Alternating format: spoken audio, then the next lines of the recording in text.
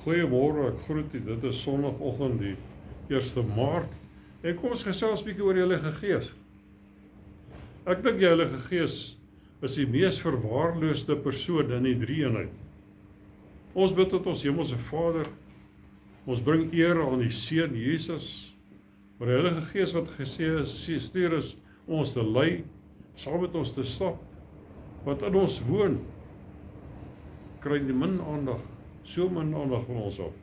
Die skrif leer ons dat die Heilige Gees net 'n ware krag is nie, of iets wat maar net daar teenwoordig is nie. Gelowige moet leer om te beweeg van kennis van die Heilige Gees na intimiteit met die Heilige Gees.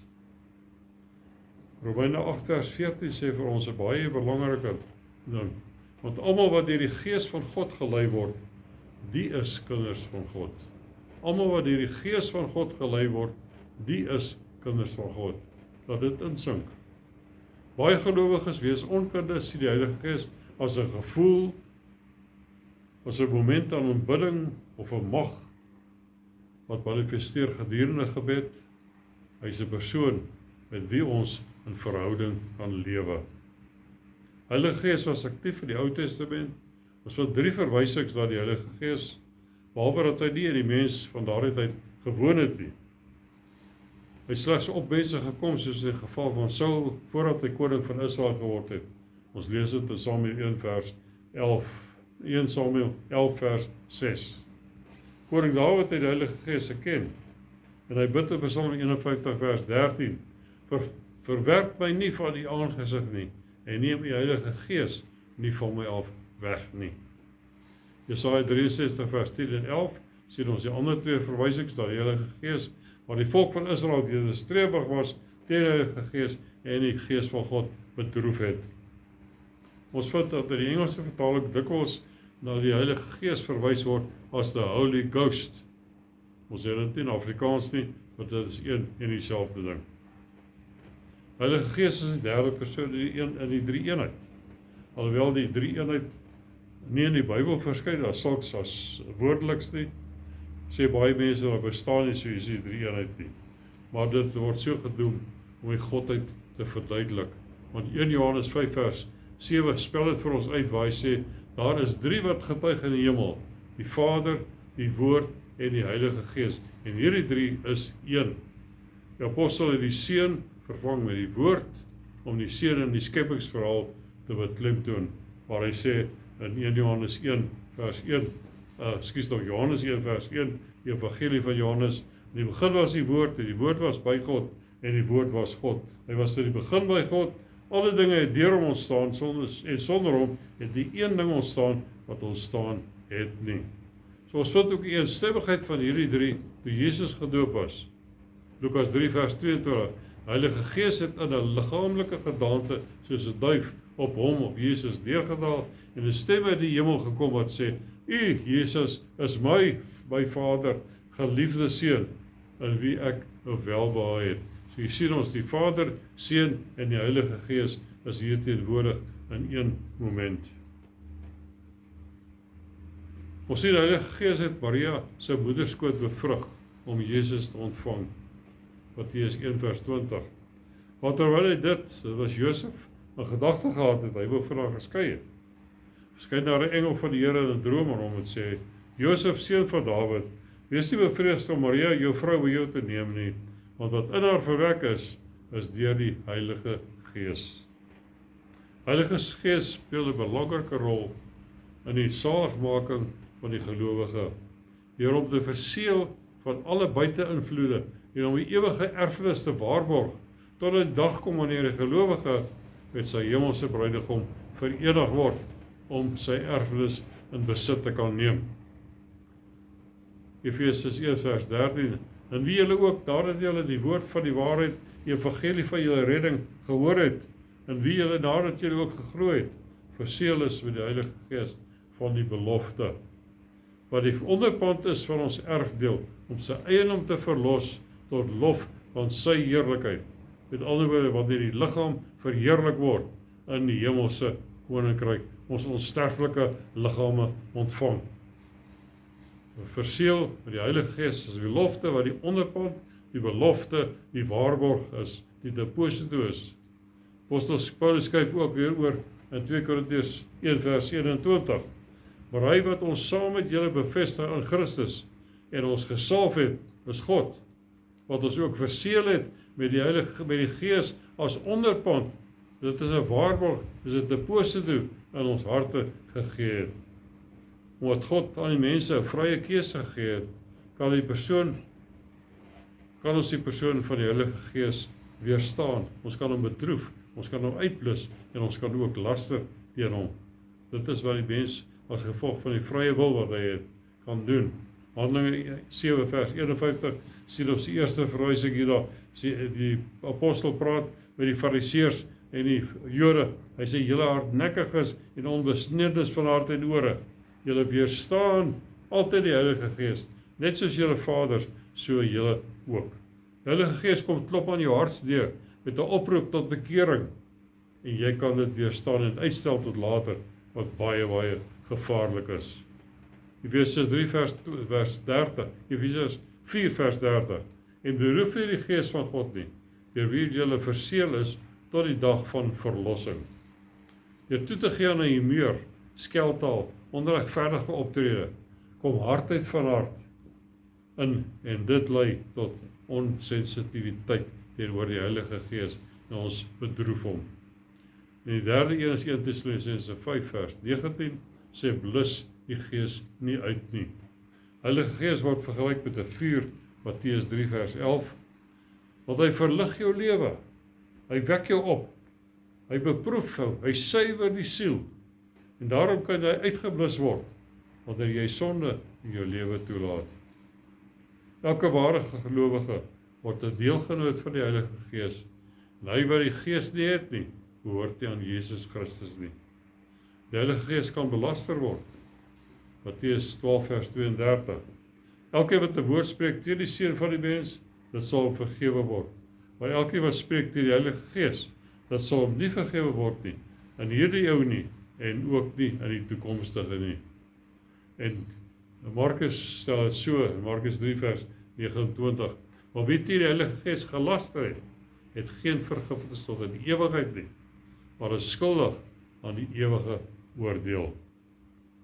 Sonde wat hier beskryf word, is 'n verwaande, moedswillige houding teenoor waaroor daar geen vergifnis onder die Mosias se wette was nie, Moses se wette was nie. Numeri 15 vers 30 sien ons, maar die siel wat iets moedswillig doen, van die kinders van het land of van die vreemdelinge, hy versmaad die Here, en die siel moet uitgeroei word onder sy volk uit. Heilige Gees is ons trooster. Johannes 14 vers 16 en 17. Ek sal die Vader bid, hy sal 'n ander trooster gee om by julle te bly tot in ewigheid. Die Gees van die waarheid wat die wêreld nie kan ontvang nie, omdat hom nie sien en hom nie ken nie, maar julle ken hom, omdat hy by julle bly en in julle sal wees. Ander trooster. Johannes 15 vers 26 sê, maar as die trooster gekom het, wat ek vir julle van die Vader sal stuur, die Gees van die waarheid, wat van die Vader uitgaan, sal hy van my getuig. Hy sê 'n ander trooster, Griekse woord parakleet. Dit beteken iemand met dieselfde kwaliteite as die een wie hy vervang, met ander woorde soos Jesus self. Jesus was deur die Gees gelei. Lukas 4 vers 1.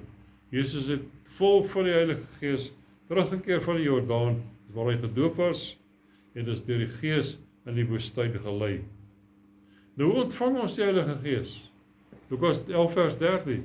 As julle dan wat sleg is weet om goeie gawes aan julle kinders te gee, hoeveel te meer sal die Hemelse Vader die Heilige Gees gee aan die wat hom bid. Die wat hom bid. Ons kan vra daarvoor, want hy het dit beloof. Efesiërs 1 vers 13. En wie julle ook, nadat julle die woord van die waarheid, die evangelie van julle redding gehoor het, en wie julle nadat julle ook geglo het, verseël is met die Heilige Gees van die belofte. So ons kan op die Heilige Gees steun in ons daaglikse wandel In Johannes 14 vers 26 sê, maar die Trooster, die Heilige Gees wat die Vader in my naam sal stuur, hy sal julle alles leer en sal julle herinner aan alles wat ek vir julle gesê het. Dit soos met die geboorte van Christus, het die Heilige Gees ook leiding geneem in die geboorte van die kerk van Jesus op Pinksterdag. Jesus het dit gesê in Handelinge 1 vers 5, want Johannes het wel met water gedoop, maar julle sal met die Heilige Gees gedoop word, nie lank daar hierdie dae nie. En in Handelinge 1 vers 8, julle sal krag ontvang wanneer die Heilige Gees oor julle kom. Julle sal my getuies wees in Jerusalem, sowel as in die hele Judea en Samaria, en tot aan die uiterste van die aarde. En toe gebeur dit, Handelinge 2 vers 4, en hulle is almal vervul met die Heilige Gees, en het begin spreek in ander tale, soos die Gees aan hulle gegee het om uit te spreek. Hier is die geboorte van kerk van Jesus waar geword en gebeur. Regter die boek van Handelinge sien ons hoe die kerk gelei was en bestuur was deur die Heilige Gees. En die apostels het niks besluit sonder die inspraak en die leiding van die Heilige Gees nie. Daar was ongeveer 57 verwysings in hierdie boek na die Heilige Gees en na God se Gees wat hulle gelei het en waarsonder hulle nie kon gaan nie. Jesus het gewandel onder die krag en salwing van die Heilige Gees. Ek sê altyd hierdie Handelinge 10 vers 38 is Jesus se CV. Met betrekking tot Jesus van Nasaret, hoe God hom gesalf het met die Heilige Gees en met krag. Hy het die land deurgegaan, goed gedoen, almal genees wat onder die mag van die duiwel was, omdat God met hom was. Die woordjie krag in Grieks is dynamis, wat waarvan die woord dynamite of dynamite afgelei is. Jesus het daarin gewandel, hy het die siekes gesond gemaak, duiwels uitgedryf, dooies opgewek, die storm stil gemaak. En so het die apostels, 1 Korintiërs 2 vers 4, my rede en my prediking was nie oorredende woorde van menslike wysheid nie, maar in die betoning van gees en krag, dynamis, sodat julle geloof nie in wysheid van mense sou bestaan nie, maar in die krag, dynamis van God. 1 Tessalonisense 1 vers 5, want ons evangelie het tot julle nie gekom in woord alleen nie, maar ook in krag en in die Heilige Gees, wat in volle versekerheid, sodat julle weet hoe danig ons onder julle, om julle ontwil gewees het. Heilige Gees bekragtig gelowige, om 'n getuie van Jesus te wees. Ons kan nie sonder hom, het ons nie woorde daarvoor nie. Handelinge 1 vers 8, julle sal krag ontvang wanneer die Heilige Gees oor julle kom. Julle sal my getuies wees in Jerusalem, sowel as in die hele Judea en Samaria, tot aan die uiterste van die aarde, ook hier in Suid-Afrika. Daar is 'n geweldige verantwoordelikheid op geestelike leiers, om God se kudde te voed met die woord van God, vir hulle geestelike groei. Handelinge 20 vers 28. Gee dan ag op julleself en op die hele kudde, waaroor die Heilige Gees julle as opsieners aangestel het. Heilige Gees julle as opsieners aangestel het. Nie Stellenbosch nie, nie tikkies nie, nie universiteit nie. Die Heilige Gees het julle aangestel. En ons moet die gemeente van God versorg. Nie soos 'n kudde, soos 'n herder sy kudde versorg. Daardie kudde wat hy deur sy eie bloed verkry het, 'n kosbare besitting. Geestelike leiers moet wegbly van enigiets wat nie strook met die onvervalste woord van God nie. Nie hulle eie belange soek nie. Romeine 14 vers 17 sê, die koninkryk van God is nie spys en drank nie, maar geregtigheid en vrede en blydskap in die Heilige Gees. Gelowige behoort aan homself nie. 1 Korintiërs 6 vers 19. Of weet julle dat julle liggaam 'n tempel is van die Heilige Gees wat in julle is, wat julle van God het, en dat julle nie aan julleself behoort nie. Baie belangrik. 1 Korintiërs 12 vers 3. Daarom maak ek julle bekend dat niemand wat deur die Gees van God spreek, Jesus 'n vervloeking noem nie, en niemand kan sê dat Jesus die Here is nie, behalwe deur die Heilige Gees. Mens kan nie sê dat Jesus die Here en die redder van die mense is, as deur die Gees van God, wie hom bemagtig om in ander tale te spreek, wonderwerke te doen, evangelie te verkondig aan hulle wat hoor, en wie se harte en gedagtes hy, die Heilige Gees, verlig, en hulle vul met die vrede en liefde van God nie. Ons kan niks bydra tot ons saligheid nie.